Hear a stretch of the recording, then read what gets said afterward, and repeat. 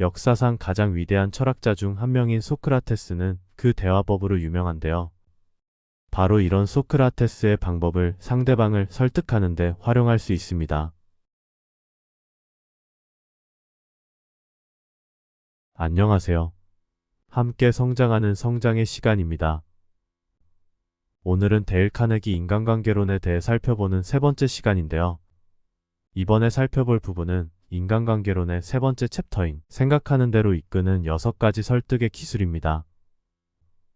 우리는 살아가면서 다른 사람을 설득해야 하는 상황을 자주 직면하게 됩니다. 직장을 다니시거나 사업을 하시는 분들은 더더욱 그런 경우가 많겠죠. 오늘 영상을 끝까지 잘 보시면 설득은 물론이고 좋은 인간관계를 만드는 데 큰 도움이 될 것입니다. 설득의 기술. 그 첫 번째, 논쟁을 피하라. 저자는 한 연회에 참석해 옆자리에 앉은 사람과 햄릿에 나오는 어떤 구절에 대해 논쟁하게 되었습니다. 옆 사람은 그 구절을 성경에 나오는 구절이라 이야기했는데 저자가 틀렸다며 바로 지적한 것이죠. 그렇게 논쟁을 이어가고 있을 때 다른 옆쪽에 앉아있던 셰익스피어를 오래 연구한 저자의 친구가 그 구절은 성경에 나오는 것이 맞다고 말하면서 논쟁은 일단락되었습니다. 저자는 집으로 돌아가면서 그 인용문이 햄릿에 나오는 구절임을 잘 알고 있지 않냐며 친구에게 따져 물었습니다. 그 친구는 이렇게 얘기했죠. 물론 잘 알고 있네. 하지만 데일, 우리는 그 즐거운 모임의 손님이었잖아. 자네는 왜 그 사람의 말이 틀렸다는 것을 굳이 증명하려 들지? 그러면 그가 자네를 좋아하겠나? 그는 자네의 의견을 묻지도 원하지도 않았네. 그런데 왜 그 사람과 논쟁을 하려 하는가? 사회생활을 하려면 원만한 자세가 필요하네. 평소 논쟁하는 버릇을 가지고 있던 저자는 이 일로 큰 교훈을 얻었습니다. 논쟁에서 이기는 최선의 방법은 단 하나, 논쟁을 피하는 것이라는 교훈 말이죠. 잘 생각해보면 우리는 논쟁에서 이길 수 없습니다. 논쟁에서 지면 지는 것이고 이긴다고 해도 지는 것이기 때문입니다. 누군가와 논쟁을 벌여 논리적으로 내가 맞다는 것을 증명했다 해도 잠시의 승리감만 있을 뿐 상대방이 진짜 설득된 것은 아닙니다. 오히려 마음이 상한 상대방은 자신의 의견을 더더욱 굳게 지키려 들겠죠. 결국 논리적인 승리를 얻는 대신 호의를 잃게 됩니다. 논쟁을 벌이기보다 상대의 입장을 이해하고 공감하려는 마음을 가져보시기 바랍니다. 이를 통해 오해를 없애고 단순한 승리보다 더 값진 무언가를 얻을 수 있을 것입니다. 두 번째 설득의 기술. 사람은 누구나 자신의 생각이 가장 소중하다. 대체로 사람들은 상대방이 조금이라도 틀린 말을 하거나 자신과 다른 의견을 제시하면 바로 지적하고 싶어 합니다. 이렇게 하면 상대가 순순히 인정하고 동의할까요? 그렇지 않습니다. 옳고 그름을 떠나 이미 감정이 상했기 때문이죠. 더불어 내 말이 100% 맞을 것이라는 과신 또한 위험한 것입니다. 따라서 상대방에게 내 말이 맞다는 것을 증명해 보이겠다는 식으로 접근하는 건 좋지 않습니다. 이는 상대방의 전투력만 올리는 꼴이죠. 영국의 시인 알렉산더 포프는 이렇게 말했습니다. 사람을 가르칠 때는 가르치지 않는 것처럼 가르치고 새로운 사실을 제안할 때는 그 사람이 이미 알고 있는 사실에 대해 말하는 것처럼 제안하라. 사람은 생각보다 논리적이지 않습니다. 우리는 대부분 편견과 선입관을 가지고 있고 감정이 앞서는 경우가 많죠. 제임슨 하비 로빈슨 교수에 따르면 우리는 쉽게 생각을 바꾸는 경우가 허다하지만 누군가 우리 생각이 잘못되었다고 지적하면 그 믿음에 집착하게 된다고 합니다. 우리에게 소중한 것은 그 생각 자체가 아니라 다른 사람들로부터 인정받는 우리의 자존심인 것이죠.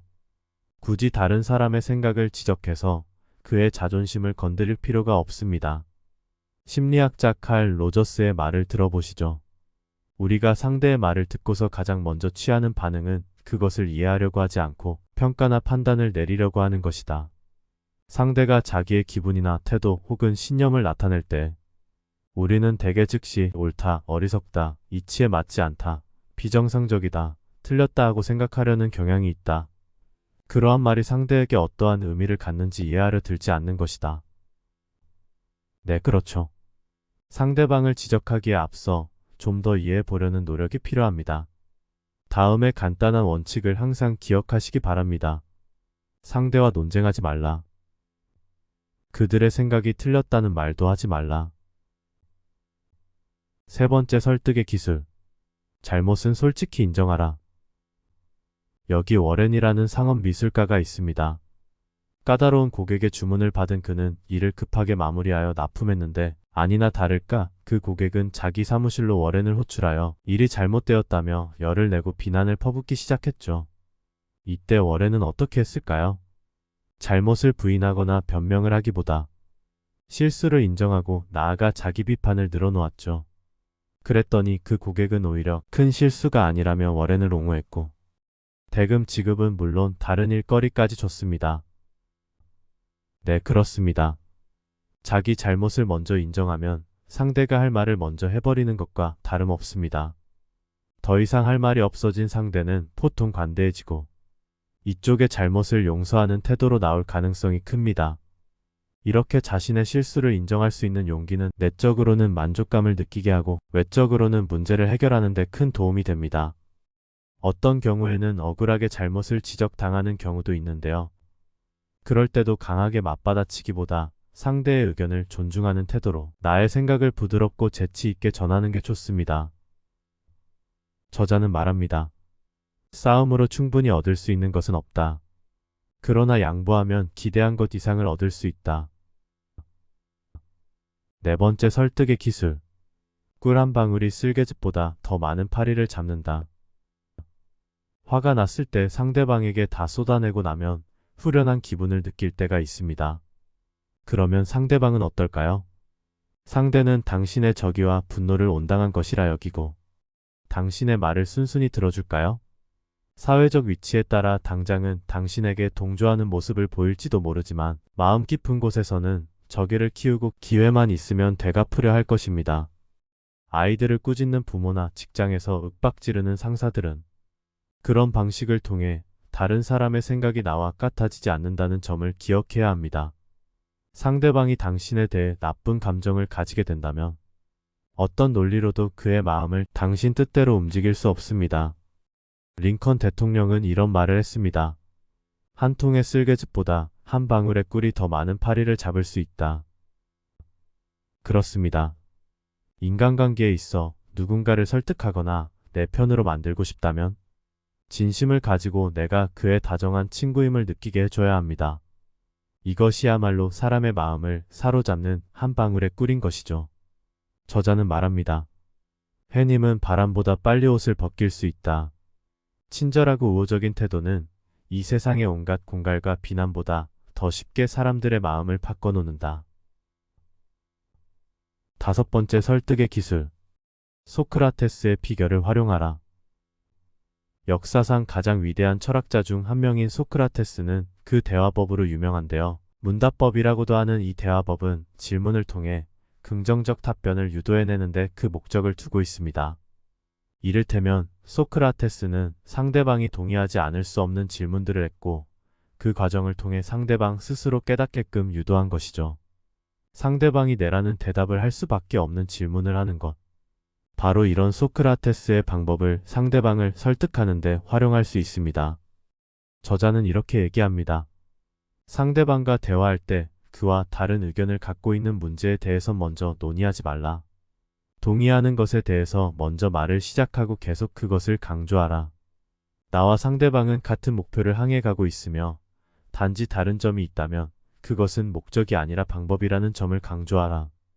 상대방에게 말할 때는 돌아오는 대답이 내와 같은 동의할 수 있는 말이도록 아니오라는 말은 가능한 한 하지 않도록 하라. 오버스트리트 교수에 따르면 아니오라는 반응은 가장 극복하기 어려운 장애요인 중 하나라고 합니다. 일단 아니오라고 말해버리면 자존심 때문에라도 그 말을 계속 고집하게 된다는 것이죠. 그래서 처음에 긍정적인 방향으로 대화를 시작하는 것이 무엇보다 중요합니다. 처음부터 네, 그래요 라는 대답을 많이 유도할수록 궁극적인 제안에 대해서도 긍정적 반응을 이끌어낼 가능성이 높아지는 것입니다. 설득의 기술. 마지막 여섯 번째. 당신이 아닌 상대방이 이야기하게 하라. 바바라 윌슨 부인과 그녀의 딸 로리는 사이가 별로 좋지 않았습니다. 로리는 비협조적이고 도전적인 10대였죠. 윌슨 부인은 훈계도 해보고 벌을 주기도 했지만 별 소용이 없었습니다. 관계만 더 악화될 뿐이었죠. 그러던 어느 날 윌슨 부인은 자포자기한 심정으로 로리에게 물었습니다. 로리야, 도대체 왜 이러니? 그러자 로리는 조금 망설이다 속마음을 털어놓았습니다. 윌슨 부인은 로리의 말을 들으면서 그간 자신이 딸에게 잔소리만 늘어놓았을 뿐 제대로 아이의 말에 귀 기울여 본 적이 없다는 것을 깨달았죠. 이후로 윌슨 부인은 본인이 말하기보다 로리의 말을 경청했고 모녀 사이는 다시 좋아졌습니다. 네, 그렇습니다. 상대방을 설득하고자 한다면 상대의 말을 주의 깊게 듣는 게 우선입니다. 저자는 이렇게 얘기합니다. 상대방을 설득한다면서 자기 말만 해대는 사람이 많다. 누군가를 설득하고 싶다면 그로 하여금 이야기를 하게 만들어라. 그의 문제점은 그 자신이 더 잘 안다. 그러니 질문을 하라. 몇 마디라도 말하게 만들어라. 자신의 의견과 다를 때는 중간에 말참견을 하고 싶은 유혹이 생길 것이다. 그러나 하지 마라. 위험한 일이다. 마음을 활짝 열고 끈기 있게 상대방의 말에 귀를 기울여라. 그리고 상대방이 충분히 말할 수 있도록 격려해줘라. 사람은 누구나 자신의 이야기를 하고 싶어 합니다. 그것이 자랑스러운 일이거나 좋은 성과에 대한 것이면 더더욱 그렇죠. 상대방이 마음껏 말할 수 있도록 해주시기 바랍니다. 그것을 통해 상대방을 설득할 수 있음은 물론 친구가 될 수도 있을 것입니다. 오늘은 이렇게 상대방을 설득하는데 유용한 6가지 기술을 살펴보았습니다. 요약하자면 첫째, 논쟁을 피하라.